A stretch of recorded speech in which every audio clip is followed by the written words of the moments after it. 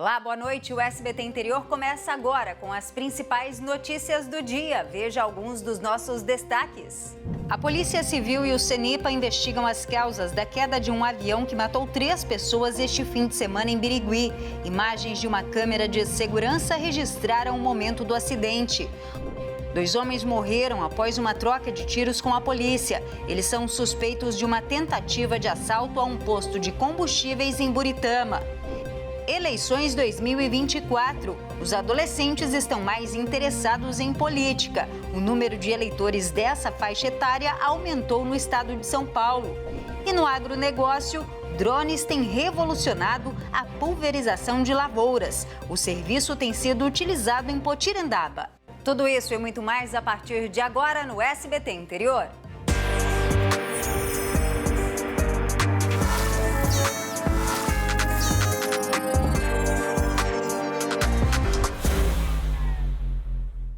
A Polícia Civil e o Centro de Investigação e Prevenção de Acidentes Aeronáuticos, o CENIPA, tentam descobrir a causa da queda de um avião que matou 3 pessoas este fim de semana em Birigui.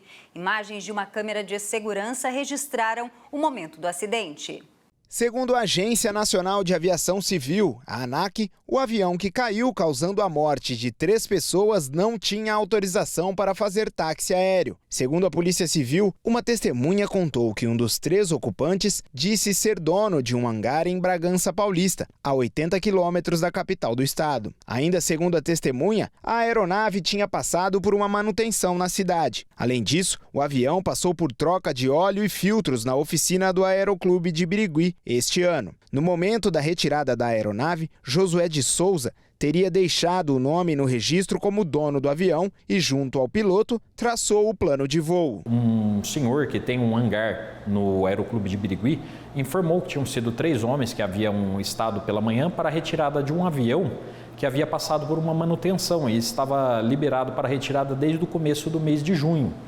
Ele descreveu essas pessoas e informou que uma delas deixou o seu nome e CPF registrados no cadastro interno deles e que eles teriam feito, junto à ANAC, os cadastros de praxe de plano de voo. Nós estamos tentando entrar em contato com o setor competente da ANAC para obter essas informações. O acidente foi na tarde de sábado. A aeronave caiu em uma propriedade de Birigui, bem próximo do local da decolagem. O fogo gerado pela explosão causou um incêndio, que foi contido pelos bombeiros e funcionários da fazenda. As vítimas morreram carbonizadas. Escutei um estrondo, um barulho, aí o rapaz aqui da fazenda me ligou, saí para fora, já vi que estava pegando fogo na pastagem, né? Aí ele falou para mim que era um avião que tinha caído aqui na pastagem. Aí mais rapidamente a gente foi lá, pegamos o trator e os tanques de água, né? Para apagar, controlar o fogo, né? Um inquérito foi instaurado pela Polícia Civil aqui em Birigui, que trabalha junto com a Agência Nacional de Aviação Civil, a ANAC, para esclarecer quais foram as causas do acidente e também identificar as 3 vítimas. Por parte da Polícia Civil, no dia de hoje foi instaurado um inquérito policial, onde tentaremos reunir as informações de testemunhas, juntar os laudos periciais possíveis, obter junto ao CENIPA posteriormente o resultado das investigações e obter imagens de câmeras de segurança do Aeroclube de Birigui, onde seja possível identificar as vítimas. 2 mulheres passageiras de um carro morreram após um acidente na rodovia Péricles Bellini, entre Votuporanga e Cardoso. A batida foi no começo da tarde de hoje. O veículo estava ocupado por 4 pessoas, 3 mulheres e um homem que não tiveram os nomes divulgados. Segundo informações da polícia, o motorista perdeu o controle da direção e bateu violentamente contra uma árvore. Uma das passageiras foi socorrida pelo SAMU e encaminhada a Votuporanga. As outras 2 ocupantes do veículo não resistiram aos ferimentos e morreram no local do acidente. A polícia investiga as causas da batida. E foi levada para a Santa Casa de Rio Preto uma idosa que sofreu queimaduras depois de um incêndio que que teria sido provocado pela nora. O caso foi registrado no fim de semana no bairro Nova Esperança. Segundo informações do Corpo de Bombeiros, houve uma discussão entre o casal e a mulher deixou um cigarro aceso na casa, o que teria provocado aí um incêndio. O homem teve que tirar a mãe idosa de dentro da casa e ela sofreu queimaduras pelo corpo. A nora prestou depoimento e disse que não foi intencional, que gosta muito da sogra e que teria sido um acidente. O caso foi registrado como lesão corporal e agora a polícia investiga se o incêndio foi doloso ou culposo. E uma mulher de 39 anos foi morta a facadas na frente dos filhos em Paraíso, região aqui de Rio Preto. O principal suspeito de ter cometido o crime é o marido dela, que foi preso. Um jovem de 19 anos, que é filho da vítima, uma mulher de 39 anos de idade, foi quem acionou a polícia militar. Segundo o que esse jovem relatou aos policiais, ele ouviu o início da briga entre o casal poucos momentos antes do assassinato acontecer. O principal suspeito por ter cometido o crime é o marido da vítima, um homem de 45 anos de idade que teria acertado com golpes de faca nas regiões da cabeça, braço e também pescoço. Logo após o assassinato, ele teria fugido e foi encontrado poucas horas depois na cidade de Pitangueiras, a cerca de 70 quilômetros de Paraíso, município onde o crime aconteceu. Ele foi preso e levado à delegacia de Sertãozinho, onde segue à disposição da justiça. A vítima tinha 39 anos de idade, era professora de uma escola da rede municipal de Paraíso. A prefeitura do município decretou luto oficial de 3 dias. Ela era casada com o principal suspeito por ter cometido o crime há 22 anos. Os filhos dela foram levados para a casa da avó materna, que fica na cidade de Palmares Paulista. O velório dela foi nesse domingo, à tarde, na cidade de Paraíso. 2 homens morreram após uma troca de tiros com policiais e militares hoje de manhã durante uma tentativa de assalto a um posto de combustíveis em Buritama. Policiais do BAEP, o Batalhão de Ações Especiais da PM, receberam uma denúncia e foram até o local. Quando chegaram ao posto de combustíveis, os assaltantes teriam reagido. Um deles estava em uma moto e o outro em um carro. O suspeito, que estava na motocicleta, morreu na hora. O outro chegou a ser socorrido, mas não resistiu. Uma mulher que teria participado da ação foi presa. E em Rio Preto, um jovem de 22 anos também morreu em um confronto com o BAEP. Segundo as informações do boletim de ocorrência, os policiais estavam fazendo patrulhamento no bairro João Paulo II quando viram um casal em uma motocicleta. Eles chegaram a fazer a abordagem, mas como o motociclista não parou, eles então continuaram aí nessa perseguição. O motociclista foi até uma área de mata no bairro João Paulo II, onde ele abandonou a motocicleta e também a passageira, que era uma adolescente. Os policiais do 9º BAEP também ajudaram nessa ocorrência e conseguiram então visualizar esse jovem já no bairro residencial Rio Preto 1, entrando em um comércio de gás. Os policiais entraram no local e aí então foram recebidos por esse jovem com balas. Eles teriam pedido inclusive para que ele abaixasse a arma, mas como não foi obedecido, ele então acabou sendo alvejado pelos policiais. Ele foi socorrido, mas não resistiu aos ferimentos e acabou morrendo. Segundo nota enviada pelo CPI 5, esse jovem de 22 anos estava sendo investigado por pelo menos 9 homicídios na região norte e tinha uma ficha extensa de outros crimes, como tráfico de drogas e porte ilegal de armas. A Polícia Rodoviária Estadual apreendeu uma grande quantidade de produtos contrabandeados do Paraguai. Os materiais estavam em um caminhão que foi parado durante uma fiscalização na rodovia Assis Chateaubriand, em Braúna. A carga continha quase 1.000 ampolas de um produto que parecia ser botox. O material foi encaminhado para a perícia. Também foram apreendidos 50 mil cadeados, 20 mil peças de roupa, 30 mil relógios e 60 mil óculos. O motorista e o passageiro foram levados para a Polícia Federal e liberados depois de pagar fiança. Depois do intervalo, a gente fala sobre política. De acordo com o TSE, este é um assunto que tem interessado cada vez mais ao público adolescente. O eleitorado nessa faixa etária teve um aumento expressivo. A gente volta já.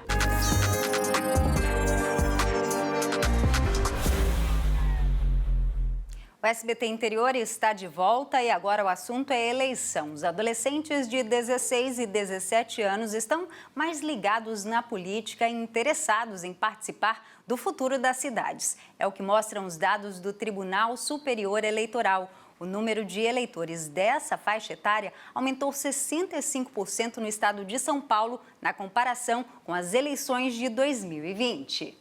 No grupo de amigos, eles discutem sobre vários assuntos e a política está presente na roda de conversa. Aos 17 anos, a Kailane já tem título de eleitor e está na expectativa para votar pela primeira vez. É um ato de democracia que tanto prezamos no nosso país, né? E aí, com o título, eu consigo tomar a decisão de quem vai poder governar e nos representar na cidade. Então é algo muito importante. E é uma ansiedade, porque vai ser meu primeiro ano votando, né? E aí eu vou poder exercer esse ato. Rebeca também faz parte dos jovens interessados pela política. Para fazer uma boa escolha nas urnas, a estudante sabe da importância de pesquisar sobre os candidatos. O governo representa o povo. Então, a gente precisa escolher aquilo que vai representar a gente. Se a gente escolher mal, a gente vai ficar mal representado e a gente não vai ter os nossos direitos atendidos, os nossos objetivos que a gente precisa. Isso vai faltar, então a gente vai sofrer lá na frente.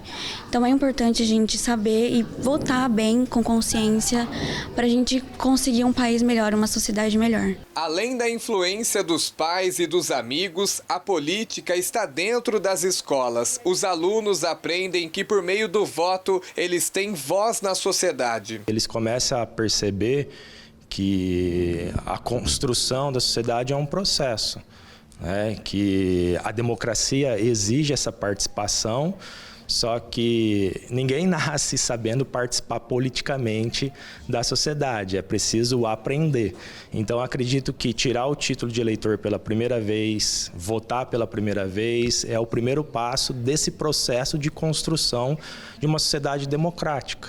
Aumentou a participação de eleitores de 16 e 17 anos. Segundo o Tribunal Superior Eleitoral, nas eleições municipais de 2020, mais de 101 mil jovens estavam aptos a votar em São Paulo. Neste ano, o número passou para mais de 167 mil, alta de 65% no eleitorado paulista. Em Rio Preto, quase 1.000 adolescentes podem votar em outubro deste ano, aumento de 103% em comparação com 2020. Já em Araçatuba, o crescimento foi de 205%. Isso porque mais de 1.200 jovens estão com o título de eleitor regular. E em Presidente Prudente, o índice cresceu 55%, já que mais de 500 eleitores de 16 e 17 anos devem ir às urnas. O aumento do número de jovens eleitores se deu basicamente nas eleições de 2022,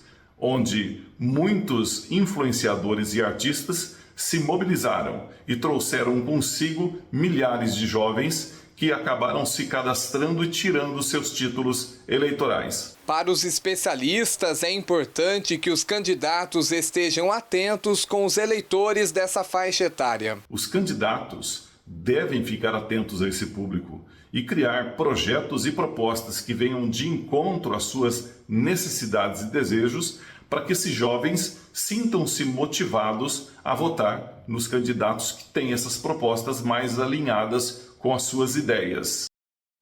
A meninada está consciente, hein? E o fim de semana foi de várias convenções partidárias em Rio Preto. O PCO, Partido da Causa Operária, oficializou a candidatura de Bruno Menendez à Prefeitura de Rio Preto. O evento foi realizado na Câmara Municipal da cidade no último sábado. A candidata a vice será a advogada Beatriz Carvalho, também do PCO. O partido não lançou o candidato ao cargo de vereador. Bruno Menendez nasceu em Santos, tem 31 anos, é consultor de negócios e tem uma filha. Foi o fundador e é o atual presidente do PCO em Rio Preto. Ainda aqui na cidade, o MDB confirmou o nome de Itamar Borges como candidato a prefeito de Rio Preto. A convenção foi na Câmara dos Vereadores de Rio Preto e teve a presença de vários apoiadores. Além do MDB, a candidatura de Itamar Borges teve apoio de outros 11 partidos. PSDB, Cidadania, Avante, PRB, PRTB, PSD, União Brasil, Progressistas, Republicanos, Solidariedade e Podemos. O candidato a vice-prefeito é o médico José Luiz Crivelin, do PSD. A coligação Rio Preto para Todos, Pra Frente e Pra Já lançou 240 candidatos a cargos de vereadores. Itamar Borges tem 54 anos, é deputado estadual, ex-secretário estadual de Agricultura, foi prefeito em Santa Fé do Sul por 3 mandatos e pela primeira vez é candidato a prefeito em Rio Preto.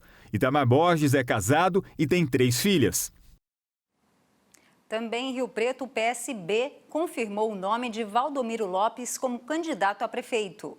A convenção que confirmou o nome de Valdomiro Lopes do PSB foi realizada neste domingo na Câmara Municipal. A candidatura tem o apoio declarado do PDT, Partido Democrático Trabalhista. A candidata a vice-prefeita será Rosicler Pereira Marcolino Guartieri, também do PSB. A convenção ainda confirmou o nome de 24 candidatos a cargos de vereadores, sendo 8 mulheres e 16 homens. Valdomiro Lopes tem 69 anos, é médico, casado e tem 2 filhos. Foi vereador em Rio Preto por 3 vezes e deputado estadual por 4 mandatos. E prefeito de Rio Preto por 2 oportunidades. Em Presidente Prudente, o atual prefeito Ed Thomas vai disputar a reeleição pelo MDB. A definição de Ed Thomas como candidato à reeleição foi definida na convenção do MDB, realizada neste sábado no Centro Cultural Matarazzo, em Prudente. A escolha recebeu apoio do Partido Avante. O candidato a vice é Matheus Perussi, também do MDB. Também foram definidos os nomes de 28 candidatos a vereadores pelos 2 partidos, sendo 18 homens e 10 mulheres. Ed Thomas, antes de ser prefeito em Prudente, foi vereador por 2 mandatos e deputado estadual por 4 vezes. É casado, tem 2 filhos e 3 netas. E o PSB de Prudente definiu o nome de Paulo Lima como candidato a prefeito da cidade. Paulo Lima foi confirmado candidato do PSB durante a convenção realizada na Câmara Municipal. A coligação União para o Bem de Prudente tem o apoio do Podemos, PRTB e União Brasil. O candidato a vice será o empresário Fábio Sato, que desistiu da própria candidatura para apoiar Paulo Lima, que foi deputado federal por 5 mandatos. De acordo com a lei eleitoral, as convenções podem ser realizadas até hoje, dia 5 de agosto. Elas definem o desejo do candidato em disputar as eleições, mas a candidatura ainda precisa ser registrada na Justiça Eleitoral até o dia 15 de agosto. O primeiro turno das eleições será no dia 6 de outubro. E agora eu tenho um recadinho tecnológico para você. Com a Claro, você se conecta mais com o que ama. Acelere a sua banda larga para se conectar ainda mais com os seus filmes favoritos, séries, novelas, shows, jogos, redes sociais e muito mais. É muita velocidade para você se conectar com aquele desafio de passar de fase num game novo, se conectar com a receita do almoço de domingo, com a playlist do jantar com os amigos, com o seu time do coração, se conectar com a viagem dos sonhos e tudo mais que você quiser. Então aproveite essa oferta, assine banda larga de 350 mega e leve 500 mega mais Globoplay incluso por R$ 49,90 por mês no Multi, nos 6 primeiros meses. Ligue para 0800 720 1234, vá até uma loja ou acesse claro.com.br. Claro, você merece o novo. Consulte condições de aquisição. Mais uma pausa e daqui a pouco a gente te mostra que em Potirendaba o serviço com drones tem revolucionado a pulverização em lavouras. É um instante só.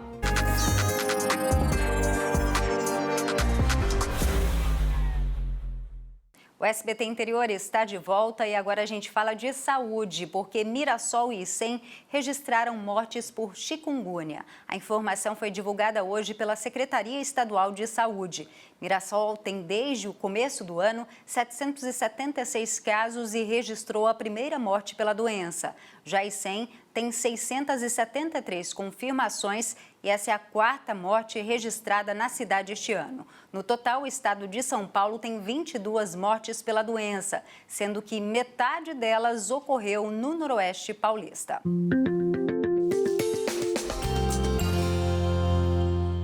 Para os próximos dias, previsão de sol com céu claro a poucas nuvens e sem chuva em todas as regiões do estado. Os índices de umidade do ar permanecem baixos durante a tarde e as temperaturas continuam amenas entre a noite e o amanhecer. Vamos ver os detalhes.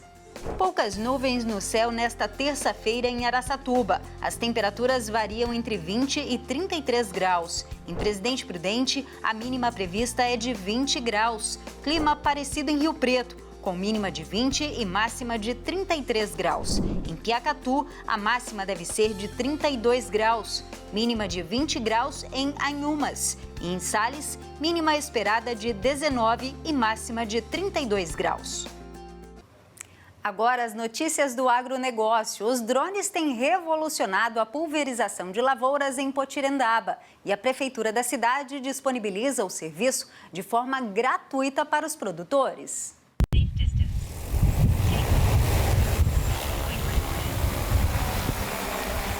O barulho lembra um enxame de insetos, mas na verdade o som vem da tecnologia. O uso de drones na agricultura é uma novidade que tem se expandido rapidamente. E não são apenas os grandes produtores rurais com recursos para investir alto que estão tendo acesso ao equipamento. Em Potirendaba, cidade do noroeste paulista com mais de 18 mil habitantes, a prefeitura desenvolveu um projeto para levar a pulverização por drone para os pequenos e médios produtores rurais. A cidade foi a primeira do estado a adquirir o equipamento e disponibilizar para os produtores rurais de forma gratuita.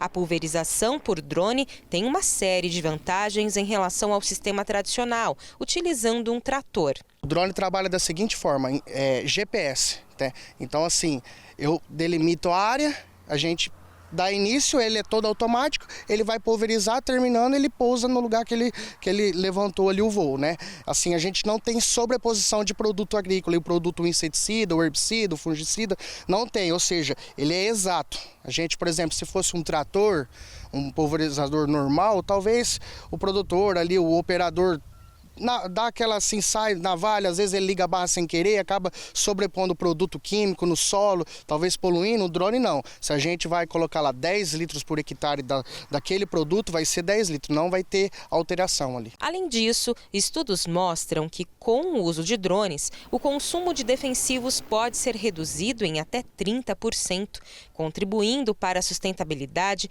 e diminuição de custos para os produtores. São Paulo lidera o uso de drones na agricultura no Brasil, sendo um dos estados com maior número de operadores registrados.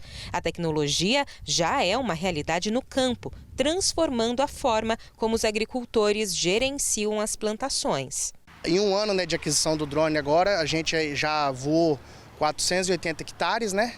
Mais de 80 produtores a gente atendeu, né, no programa aí, gratuito, mais uma vez sempre bom lembrar, né? A gente consegue fazer toda a atividade do produtor, né? Só tá faltando mesmo uma colhedora para a gente poder colher, porque do resto a gente na Casa Agricultura consegue fazer todos os serviços. Hoje foi a vez do Luiz Fernando, dono do sítio São João, receber a visita do equipamento. Ele está produzindo sorgo, um cereal bastante utilizado na alimentação de animais. A gente, como é produtor pequeno, se a gente fosse pagar tudo isso, infelizmente seria impossível a gente continuar na atividade. Veio para auxiliar, veio para fixar a gente, produtor rural, no sítio mesmo. Melhorando a eficiência produtiva, os drones ajudam no monitoramento das lavouras, na detecção de pragas e doenças e na análise de dados agrícolas, facilitando a tomada de decisões pelos produtores. Essa iniciativa de Potirendaba está transformando a realidade dos agricultores do município. Se não fosse o drone, como que seria feito o trabalho? Não teria nem plantado, né? Teria para ir para outra alternativa, uma outra cultura. Não poderia fazer, porque isso aí vai me gerar uma economia na minha rentabilidade do leite lá. Então, o impacto é gigantesco, é até difícil calcular o impacto que isso dá para a gente. E o SBT Interior de hoje fica por aqui. Que Deus nos abençoe a todos. Você assiste agora às notícias do Brasil e do mundo no SBT Brasil. Uma excelente noite. Até amanhã. Tchau.